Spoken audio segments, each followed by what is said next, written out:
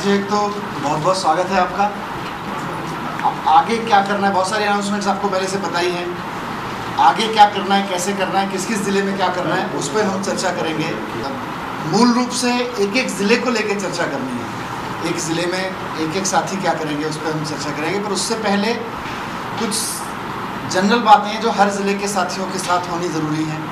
और अरविंद जी ने कल भी बात रखी थी, कल भी देखा 25 ज़िलों के साथी आए थे, आज भी बहुत सारे साथी हैं, कल भी आएंगे, लगातार सीरीज चलेगी अभी अलग अलग ज़िलों के साथ। तो क्या करना है, कैसे करना है, अब काम तो युद्ध स्तर पे करना है, पर उससे पहले कई सवाल हैं जो कल भी पूछे गए थे और आपके जहन में भी होंगे। एक चिट्ठी मिली अरविंद जी की, वो आपको पढ़ी होगी, तो उन सब पे मैं अरविंद जी से कहूँगा कि वो थोड़ी सी बात रख दें।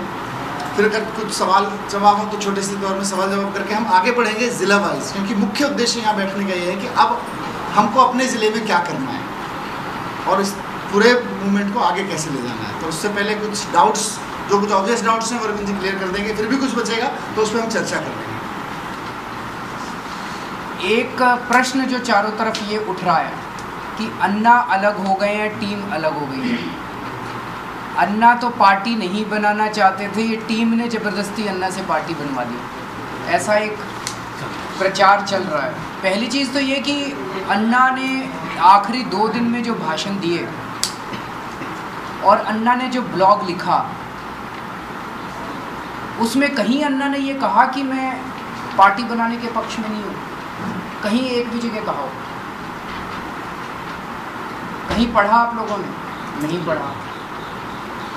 अन्ना का जो ब्लॉग था उसके मोटे मोटे 3 हिस्से थे।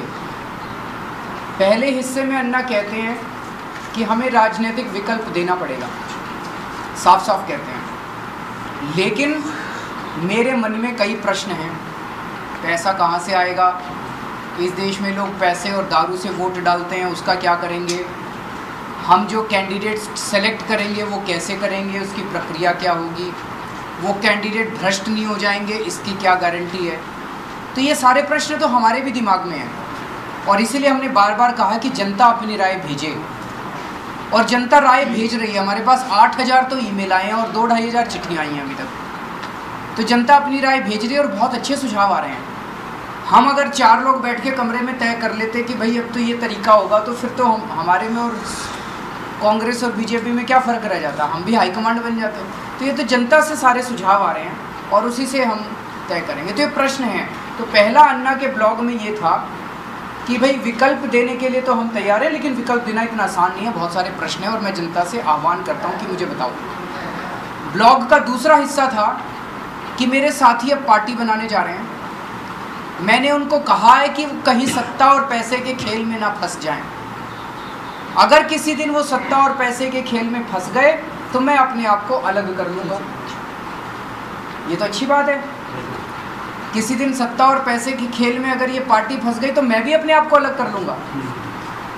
तो इसका मतलब, उनका कहने का मतलब है आज तो मैं साथ हूँ, तभी तो मैं अलग करूँगा ना। आज मैं उनको कह के जा रहा हूँ कि पार्टी बनाओ, ये सारे प्रश्नों के जवाब ढूंढो और मैं आपके साथ हूँ, लेकिन अगर किसी दिन तुम फंस गए तो मैं अलग कर लूँगा। ये तो मैं भी आपको कह रहा हूँ कि अन्ना अलग नहीं करेंगे, मैं भी अलग करूँगा। जिस दिन अन्ना अलग हो गए मैं भी अलग हो जाऊँगा, हम सब अलग हो जाएंगे। तीसरा आखिर में वो ये कहते हैं ब्लॉग में कि भाई टीम अन्ना का गठन किया गया था सरकार से लोकपाल बिल पे बातचीत करने के लिए। अब हम सरकार से बातचीत नहीं करने वाले, अब हम राजनीतिक विकल्प दे रहे हैं। तो टीम अन्ना का कोई वो नहीं रह जाता है, तो टीम अन्ना आज से भंग हो रही है, इसमें भी कोई दो राय नहीं है। तो ये मीडिया ये क्यों कह रहा है कि अन्ना तो पार्टी नहीं बनाना चाहते थे, अन्ना से ज़बरदस्ती की? अन्ना ने जो 2 दिन भाषण दिए, बार बार अन्ना ने कहा कि ये अब हमें विकल्प देना ही पड़ेगा, विकल्प का समय आ गया है। मेरे साथी संसद में जाके बैठेंगे और अगर कुछ गड़बड़ करेंगे तो मैं इनके कान खींचूंगा। सुना था आप लोगों ने? तो जंतर मंतर से बोला। अब ये कहा जा रहा है कि अन्ना से ज़बरदस्ती ये कहलवाया गया। मैं ये चैलेंज करता हूँ कि अन्ना से एक सेंटेंस कहलवा के दिखा दो ज़बरदस्ती, मैं मान जाऊँगा। अन्ना कोई कच्चे खिलाड़ी नहीं है, खिलौना नहीं है। ये पिछले 1.5 साल से मीडिया की ये कोशिश है ये दिखाने की कि अन्ना कोई खिलौना है, अन्ना से कोई कहलवा रहा है। 40 साल हो गए अन्ना को लड़ाई करते करते और बड़े बड़े भ्रष्टाचारियों। हमारी तो अभी मुलाकात हुई अन्ना से, 1.5-2 साल से ही हम लोग काम कर रहे हैं। उसके पहले अन्ना किसके खिलौने थे? तो ये सब मनगढ़ंत एक ये दिखाया जा रहा है जैसे इनकी टीम जो है ये बहुत ही कमीने लोगों की भरी हुई है और अन्ना भोले वाले हैं, और ये भोले वाले आदमी को बेचारे को कुछ पता नहीं है, इसको जैसे खिसका दो वैसे ही खिसक जाता है। ये एक माहौल बनाया जा रहा है, इस माहौल को आप ही लोगों को तोड़ना पड़ेगा। जो सारा घटनाक्रम हुआ, ये मेरी जिम्मेदारी है कि मैं सारा घटनाक्रम आप लोगों के सामने ईमानदारी से रखूं कि अनशन टूटा कैसे। कई लोगों के मन में ये कि अचानक अनशन को क्यों ख़त्म कर दिया गया।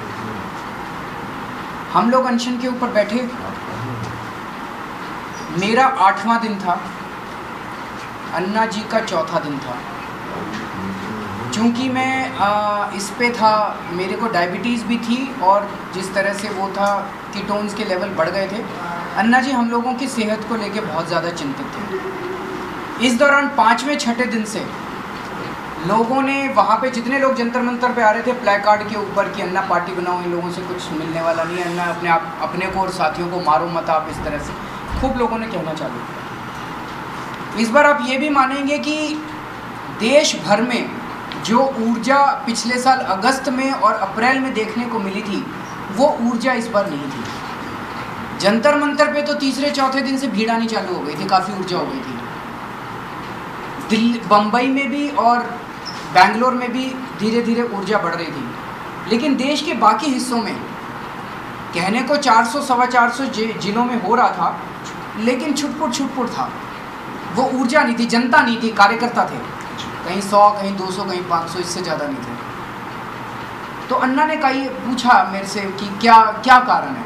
हम लोगों ने कई फ़ोन किए, अन्ना ने भी कुछ पत्रकारों से बात की, तो ये निकल के आया कि लोगों का अन्ना पे तो भरोसा है, इस टीम पे तो भरोसा है, लेकिन आंदोलन पे भरोसा ख़त्म होता जा रहा है कि इस आंदोलन से कुछ मिलेगा, इस अनशन से कुछ मिलेगा। ये उम्मीद की किरण ही ख़त्म हो गई है।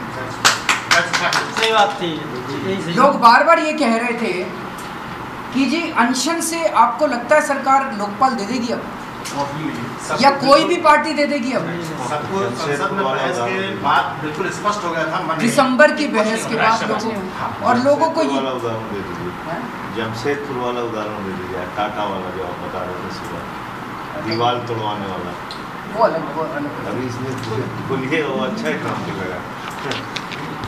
तो लोगों का ये भरोसा ख़त्म होता जा रहा था, उम्मीद की किरण ख़त्म होती जा रही थी कि अब अनशन पे अगर हम आएंगे, आंदोलन करेंगे, तो ना तो ये सरकार SIT देने वाली और ना ये सरकार लोकपाल देने वाली। पिछले साल जब अनशन हुआ था, लोग 10-10 दिन की छुट्टी लेके उतरे थे। इस बार लोग कह रहे थे कि छुट्टी क्यों लें, आप लोग ईमानदार हो, आप लोग अच्छे हो, लेकिन ये आंदोलन करके आप अपने आप को शरीर गला रहे हो अपना, कुछ नहीं होने वाला। जब लोगों की उम्मीद ख़त्म हो जाए तो फिर लोग नहीं आते। यस। और लोग बार बार ये कह रहे थे फ़ोन पे कि अगर आप राजनीतिक विकल्प दो तो उम्मीद दोबारा बन सकती है, उम्मीद बनेगी, दोबारा लोग आएंगे। लेकिन ये तो कुछ ही लोग थे जिनसे हम फ़ोन पे बात कर रहे थे, हमें कैसे पता कि ये व्यापक लोगों की ये चिंता है।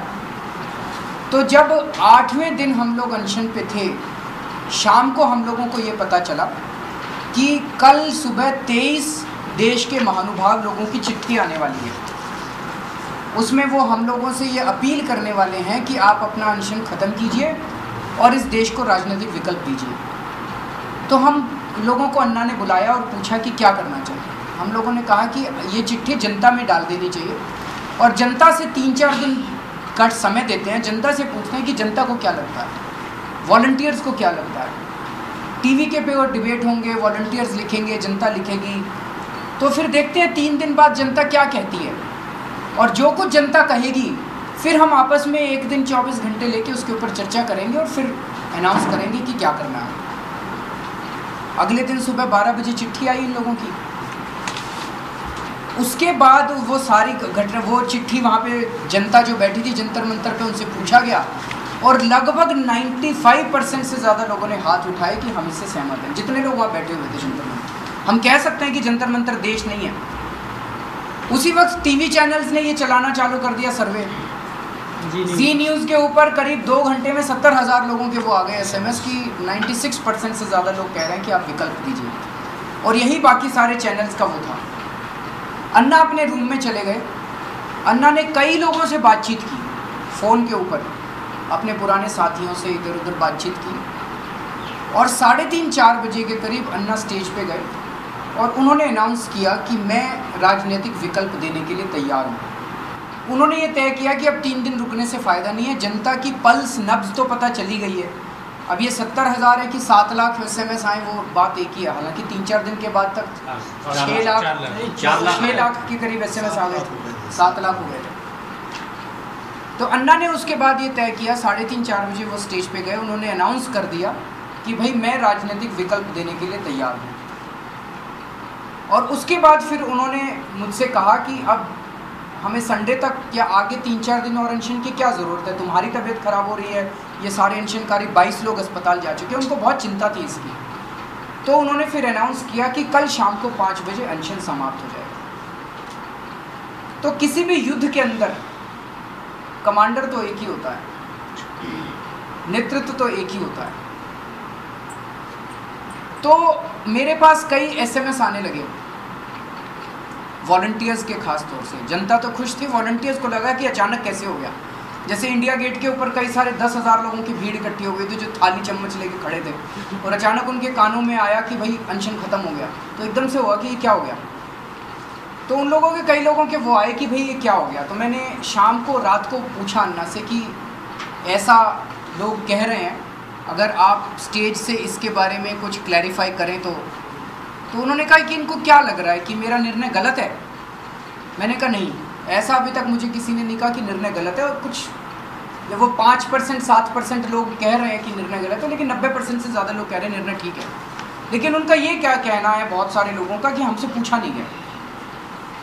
तब अन्ना ने कहा कि अगर निर्णय सही है तो इसका मतलब ईगो की प्रॉब्लम है। और उन्होंने कहा युद्ध के अंदर सब लोगों से पूछना बड़ा मुश्किल होता है, निर्णय तो नेतृत्व लेता है। तो अगर मेरा निर्णय ठीक है तो बोले फिर तो कार्यकर्ताओं को तैयार करने की ज़रूरत है, हम लोगों को कार्यकर्ताओं को तैयार करना पड़ेगा इस बात के लिए कि उन लोगों को इसके लिए तैयार रहना चाहिए। उन्होंने फिर सुबह सुबह हम लोगों को एक पर्चा दिया जो गांधी जी ने सविनय अवज्ञा आंदोलन के पहले अपने कार्यकर्ताओं में बांटा था कि तुम अभी तैयार नहीं हो इस आंदोलन को करने के लिए। तो वही पर्चा हमें दिया और हमें कहा कि आप सारे कार्यकर्ताओं में इसको बांटिए, ताकि वो भी सीखें कि जब युद्ध में जा रहे हैं तो हर कदम कदम पे प्रश्न नहीं पूछे जा सकते। या तो आप नेतृत्व पर भरोसा करो और युद्ध में कूद जाओ, और नहीं तो फिर आप उसके बाद अपना निर्णय कर सकते हैं अभी। तो ये घटनाक्रम हुआ और मैंने पूरी ईमानदारी के साथ आपके सामने ये रख दिया। मैं अन्ना जी की बहुत इज्जत करता हूँ और मेरे लिए मैंने तो पिछले 1.5-2 साल में बहुत कुछ सीखा उनसे। तो उनका निर्णय मेरे लिए तो सर्वोपरि है, क्योंकि हम लोग भी अनशन पे बैठे हुए थे। अन्ना जी ने डिसाइड किया कि कल अनशन खत्म होगा, हमारे लिए वो फाइनल था। गोपाल भाई नीचे लेटे हुए थे, इनके तो सीधे आवाज़ आई कान के अंदर कि अनशन खत्म हो गया, किसी ने चू नहीं बोला। हमारे लिए उनका निर्णय सर्वोपरि है। आज भी वो हमारे नेता हैं। आज भी मैंने उसके बाद ये मीडिया ने जब चलाना चालू किया अन्ना तो नाराज़ है पार्टी से, मैंने कहा आज अगर अन्ना मेरे को ये कह दे पार्टी नहीं बनानी, 2 मिनट में हम सब खत्म कर देंगे। हमारे को थोड़ी पार्टी बनानी है, हमको पार्टी बना के क्या लेना है, हमको सत्ता चाहिए क्या। तो मैंने कहा अन्ना 2 में अभी बोल दें कि अरे ये पार्टी नहीं बनानी, हम 2 मिनट में ख़त्म कर देंगे। मीडिया दिग्भ्रमित कर रहा है लोगों को। एक ये फैलाया जा रहा है कि ऐसा कई लोगों को लगता भी है, केवल फैलाया नहीं जा रहा। पॉलिटिक्स बड़ी गंदी चीज़ है और हम लोग दलदल में फंसने जा रहे हैं। कुछ लोग कह रहे हैं ये तो सत्ता के लालची हैं, सत्ता के लोभी हैं। शुरू से ही हमें पता था ये सत्ता के लालची हैं, ऐसा तो होना ही था। इस पे मेरा ये कहना है कि मैं पहले इनकम टैक्स डिपार्टमेंट में काम करता था, वहाँ पे कमिश्नर था। एक इनकम टैक्स कमिश्नर की पावर एक मेंबर ऑफ पार्लियामेंट से 100 गुना ज़्यादा होती है। मेंबर ऑफ पार्लियामेंट को तो बस साल के 2 करोड़ रुपए मिलते हैं और उसके बाद से कुछ नहीं होता। संसद में वो क्या बोलेगा क्या करेगा वो तो पार्टी तय करती है। पार्टी का बंधुआ मजदूर होता है एक मेंबर ऑफ पार्लियामेंट। तो मेंबर ऑफ पार्लियामेंट की तो कोई पावर ही नहीं होती। और इनकम टैक्स कमिश्नर तो जिसको चाहे वहाँ रेड मार दी, जो मर्जी कर दिया, जैसे मर्जी कर दिया। लेकिन मैं ये सोच रहा था कि जब मैंने IAS का एग्ज़ाम पास किया तो वहाँ पे लड्डू बांटे सारी कॉलोनी में। सबने कहा बड़ा होनहार लड़का है, कमिश्नर बन गया, ये हो गया वो हो गया। किसी ने ये नहीं कहा कि सत्ता का लालची है, लोभी है। देखो इनकम टैक्स कमिश्नर बनने जा रहा है, कितना सत्ता का लोभी है। बिल्डरों को ठगेंगे। और इनकम टैक्स तो सबसे ज़्यादा भ्रष्ट डिपार्टमेंट। किसी ने ये नहीं कहा दलदल में कूदने जा रहा है, किसी ने नहीं कहा। जस्टिस हेगड़े कहते हैं भाई लोग ये कहेंगे कि भाई ये तो सत्ता के लालची थे, इमेज खराब होगी। मैंने एक दिन उनसे पूछा, मैंने कहा सर सुप्रीम कोर्ट का जज ज़्यादा पावरफुल होता है कि एमपी ज़्यादा पावरफुल होता है? सुप्रीम कोर्ट का जज तो 1 लाख गुना ज़्यादा पावर होती है एमपी से, कुछ भी कर दे सुप्रीम कोर्ट का जज तो। लेकिन जब सुप्रीम कोर्ट के जज बने, किसी ने बोला कि आप तो सत्ता के लालची हो, देखो सुप्रीम कोर्ट के जज बन गए, सत्ता का लालची है, किसी ने नहीं कहा। लेकिन जैसे ही आप कहते हो चुनाव लड़के एमपी बनेंगे, सत्ता का लालची है। ये माहौल बना दिया इन नेताओं ने हमारे देश के अंदर, ताकि कोई जनता ना आए और सारे चोर उचक्के केवल चुनाव लड़े। ये माहौल बना दिया गया। लाल बहादुर शास्त्री सत्ता के लालची थे कि देशभक्त थे? बाबा साहब अम्बेडकर देशभक्त थे कि सत्ता के लालची थे? सरदार पटेल सत्ता के लालची थे कि देशभक्त थे? उस टाइम चुनाव लड़ना जो है वो देशभक्ति समझी जाती थी। इन्हीं गुंडों ने आज उस देशभक्ति को सत्ता का लालच बना दिया है।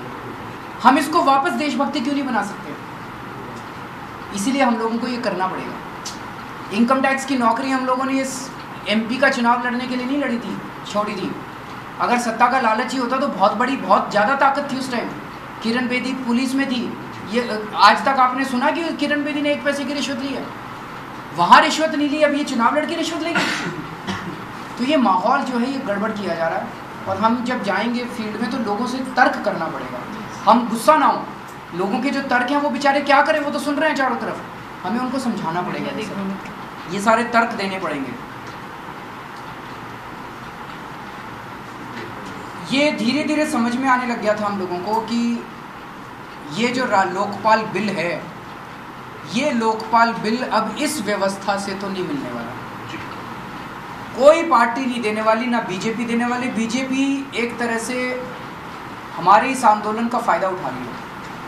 5 राज्यों में चुनाव हुए, पंजाब में जीतने की अकाली दल की कोई उम्मीद ही नहीं थी। हमारे आंदोलन की वजह से कांग्रेस हार गई और अकाली दल जीत गया। गोवा के अंदर बीजेपी जीत गई। तो हम आंदोलन करते रहे और बीजेपी जीतती रहे। और बीजेपी भी कभी ये नहीं कह रही जन लोकपाल बिल पास करेंगे, वो तो खुल के विरोध कर रही है। राज्यसभा में तो उन्होंने राज्यसभा में कर दिया। और सुषमा स्वराज ने जो धोखा दिया लोकसभा के अंदर, लोकसभा में धोखा दे दिया। हिमाचल प्रदेश में जो लोकायुक्त पास किया है वो तो बिल्कुल ही कबाड़ा बिल है। गुजरात में अभी तक लोकायुक्त ही नहीं बना। तो ना बीजेपी चाहती, ना सपा चाहती, ना बसपा चाहती, ना कांग्रेस चाहती। ये साफ है, बिल्कुल क्लियर है। तो अब इस व्यवस्था को उखाड़ के फेंकना पड़ेगा। तो ये पूरी लड़ाई अब व्यवस्था परिवर्तन की लड़ाई बन गई है। हमें अब ये चौकन्ना रहना पड़ेगा कि ये हमारी पार्टी ना बन जाए। अब एक पार्टी, कानून में तो पार्टी बनेगी लेकिन दूसरी पार्टियों की तरह ना हो जाए। ये कदम कदम पे हम लोगों को फूंकना पड़ेगा। अगर हम कुछ गलत करें तो आपको कहना पड़ेगा अरविंद ये आप ऐसा मत करो, ऐसे करो। इसलिए ये अब हमारा संपर्क सीधा होना चाहिए। हम लोगों का आपस में संपर्क सीधा होना चाहिए कि अगर कुछ हम गलत करें तो तुरंत आप बोलो कि ये आप दूसरी पार्टियों की तरह करो, इसको ठीक करो। ये पार्टी नहीं होगी, ये राजनीतिक क्रांति होगी। ये पार्टी नहीं होगी, आंदोलन होगा। अरविंद केजरीवाल जिंदाबाद नहीं होना चाहिए, भारत जिंदाबाद होना चाहिए, हमारा देश जिंदाबाद, माता की जय। यही बात अन्ना जी ने जो चिट्ठी बांटी थी ना उस दिन, गांधी जी का लेक्चर जो बांटा था स्पीच, उसमें यही बात लिखी हुई थी। कुछ लोगों ने तालियां बजाई तो गांधी जी ने कहा कि अभी आपकी तालियां बता रही हैं कि आप मेरी बात को ध्यान से सुनने के लिए तैयार नहीं हो। शुरुआत ही उससे हुई थी उनकी। अभी जो जो चीज़ें कुछ सोची हैं हम लोगों ने कि हम अलग क्या करेंगे, हम किस चीज़ से दुखी हैं। ये पार्टियां पैसे इकट्ठे करती हैं, बताती नहीं हम लोगों को कि किससे लिए।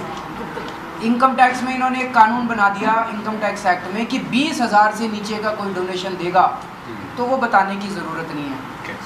अब सारे 20,000 से नीचे के देते हैं और आप उनसे पूछ लो तो बताते नहीं हैं, तोड़ के देते हैं। मतलब किसी से ले लिए 10 करोड़ रुपए और 20,000 के करके और फर्जी नाम लिख दिए। नाम भी लिखने की ज़रूरत नहीं है, बस अननोन डोनेशन आया, तो वो बताते ही नहीं है।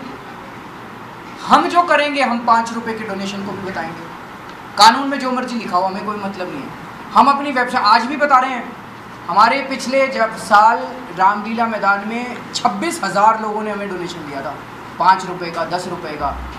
हमने सारी लिस्ट वेबसाइट पे डाल दी। तो हम तो सारा बताएंगे, 5-5 रुपये का भी बताएंगे और फिर कहेंगे तुम्हारे में दम है तो तुम भी बता के दिखाओ। हम जितने खर्चे करेंगे, राहुल गांधी है और ये दूसरे लोग हैं, ये हेलीकॉप्टर में घूमते हैं। हमने कहा भाई अपने हेलीकॉप्टर के बता दो कितने खर्चे हैं, बताते ही नहीं हैं। हम अपना पेट्रोल भी बता देंगे, गाड़ी का पेट्रोल आएगा वो भी बता देंगे। हम अपना बस का किराया भी बता देंगे, भाई इतना खर्च किया था, वहाँ से वहाँ गए थे, वो ले लो अपना। क्योंकि वहाँ हेलीकॉप्टर तो नहीं है, पर आप हेलीकॉप्टर का तो बता दो कम से कम, बसों का तो ना बताओ अपने कार्यकर्ताओं का। फिर हम इनसे पूछेंगे भाई अपने खर्चे बताओ, खर्चे नहीं बताएंगे ये। फिर ये लोग टिकट कैसे देते हैं? ये तो सोनिया गांधी, आडवाणी, गडकरी, ये मुलायम सिंह यादव, मायावती, ये टिकट देते हैं। और कई पार्टियों में तो सुना है कि 2 करोड़ रुपए, 3 करोड़ रुपए देने पड़ते हैं टिकट के। हमारे यहाँ कोई टिकट नहीं देगा, ना मेरे पास, ना मनीष के पास, संजय भाई के पास, अन्ना के पास, किसी के पास ताकत नहीं होगी। टिकट जनता देगी, जिसको जनता कहेगी उसी को टिकट मिलेगी। तो पूरा, कई लोग कह रहे हैं कि इसका क्या मतलब हुआ, जनता कैसे तय करेगी? इसके ऊपर कई सुझाव आ रहे हैं हमारे पास। मैंने जैसे बताया 8,000 ईमेल आ चुके हैं हमारे पास, 2,000 चिट्ठियाँ, 10,000 लोगों ने अभी तक लिखा है हमारे पास कि कैसे होना चाहिए प्रोसेस। उसको स्टडी कर रहे हैं हम लोग। तो जनता ही तय करेगी कि टिकट किसको मिलना चाहिए, किसको नहीं मिलना चाहिए। और ये तरीका कुछ दिनों के अंदर ये सारा स्टडी करके हम जनता में डाल देंगे। फिर हम इनसे पूछेंगे भाई हमारे यहाँ तो टिकट ऐसे दिया जाता है, आप भी बताओ आप ऐसे क्यों नहीं दे सकते? अपना मैनिफेस्टो कैसे बनेगा, घोषणा पत्र कैसे बनेगा? इनके यहाँ तो घोषणा पत्र ये कमरे में बैठ के बना देते हैं। 4 आदमी बैठ जाते हैं, एक मैनिफेस्टो कमेटी बनती है हर पार्टी की, बस वो 4 आदमी बैठ के सारे देश की समस्याएं, जैसे सारा ज्ञान उनको आ गया। जब से हमने ये घोषणा की है, वहाँ पे विदर्भा के किसान जो हैं, कॉटन फार्मर्स, कपास वाले, वो आत्महत्या कर रहे हैं। वहाँ से कोई आया हमारे पास, उसने कहा जी आपको हमारी समस्याओं के बारे में क्या कहना है, आप क्या? हमने कहा जी हमें तो आपकी समस्या की जड़ पता नहीं है, जड़ तो आपको पता है, तो आप लिख के दो हमें कि आपकी क्या समस्याएं हैं और उसका क्या समाधान है।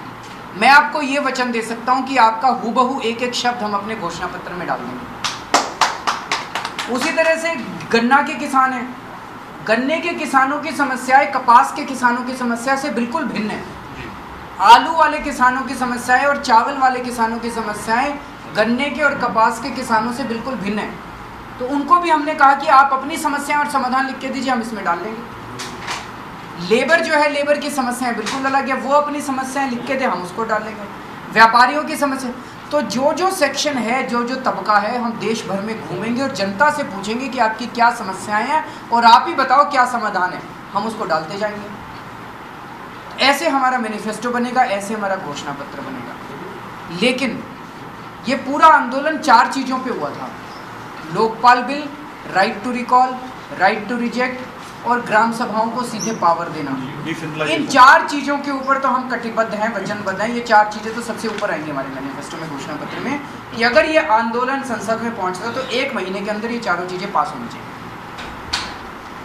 तो इस तरह से हमारा घोषणा पत्र। तो फिर ये कुछ लोगों ने कहा कैंडिडेट अगर भ्रष्ट हो गए, तो इसके ऊपर काफ़ी चर्चा चल रही है अभी। पहली चीज़ तो इनके सिलेक्शन का प्रोसेस जनता तय करेगी। दूसरी चीज़, अगर ये संसद में जाते हैं तो इनको लाल बत्ती नहीं मिलनी चाहिए, इनको बड़े बड़े बंगले नहीं मिलने चाहिए, इनको सिक्योरिटी गार्ड नहीं मिलने चाहिए, इनकी तनख्वाह भी कम होनी चाहिए। अभी इन्होंने 1 लाख रुपया महीना कर ली, उसमें वो तो नहीं, इनकी तनख्वाह काफ़ी कम होनी चाहिए। इनको जो कोटे मिलते हैं, इतने गैस के सिलेंडर दे दें, इतने टेलीफोन कनेक्शन, ये सारे बंद, सारे कोटे बंद होने चाहिए।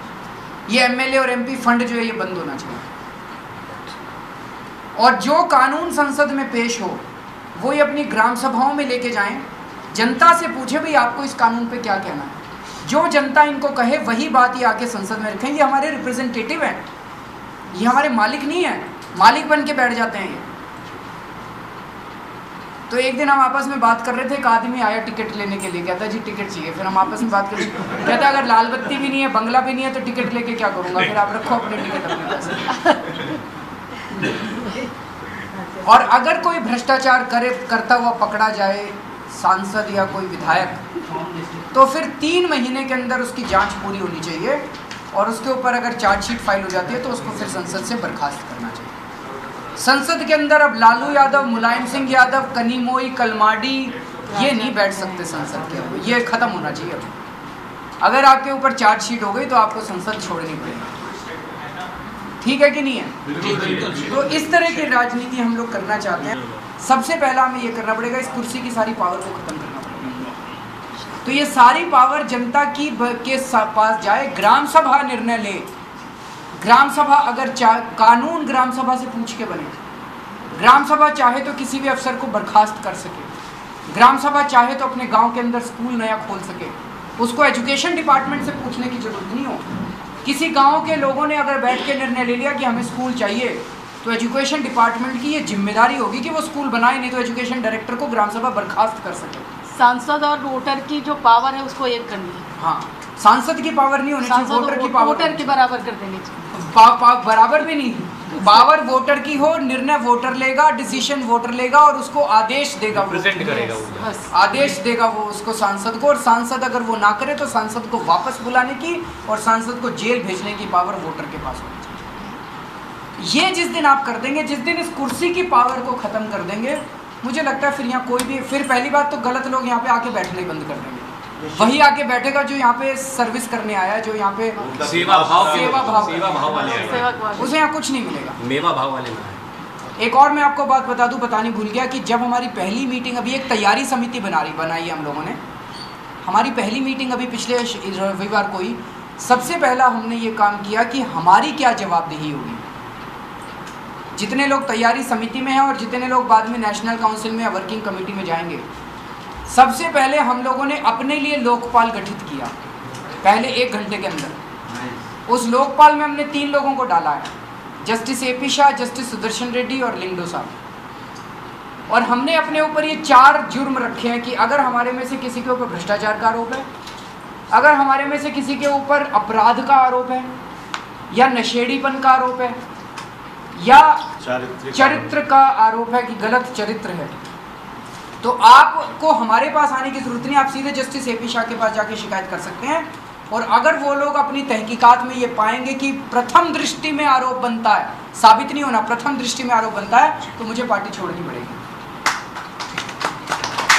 तो जितने हमारे ऑफिस बेरर होंगे, हमारा अपना इंटरनल लोकपाल होगा, हमें कानून की देखने की जरूरत नहीं है कि कानून में 10 साल में क्या होगा। हमारा इंटरनल लोकपाल होगा जो 1-1.5 महीने के अंदर अपना न्याय सुनाएगा, और अगर उनको प्रथम दृष्टि में लगेगा तो हमको अपनी पार्टी छोड़नी पड़ेगी। लेकिन जो वॉलंटियर्स हैं, वॉलंटियर्स की शिकायत उधर तक नहीं जा सकती, हजारों वॉलंटियर्स होंगे, वो बेचारे मर जाएंगे। तो वॉलंटियर्स को आपको लोकल लेवल पे, जैसे आज बात होगी कि हर जिले के अंदर एक जिला आंदोलन समिति बननी चाहिए, और आपके वॉलंटियर्स होंगे, तो हफ्ते में 15 दिन में जो आपकी मीटिंग्स करेंगे वॉलंटियर्स की, वहीं पे आप सबके सामने ग्राम सभाओं की तरह, अगर किसी वॉलंटियर की शिकायत आती है कि किसी वॉलंटियर ने गड़बड़ की है, चोरी कर ली है, मर्डर कर दिया है, तो वहीं पे आप उसको निकालने की प्रक्रिया वहीं पे रखिए आप। तो ये 2, एक वॉलंटियर्स के लिए क्या होना चाहिए और एक हमारे ऑफिस बेरर्स के लिए क्या।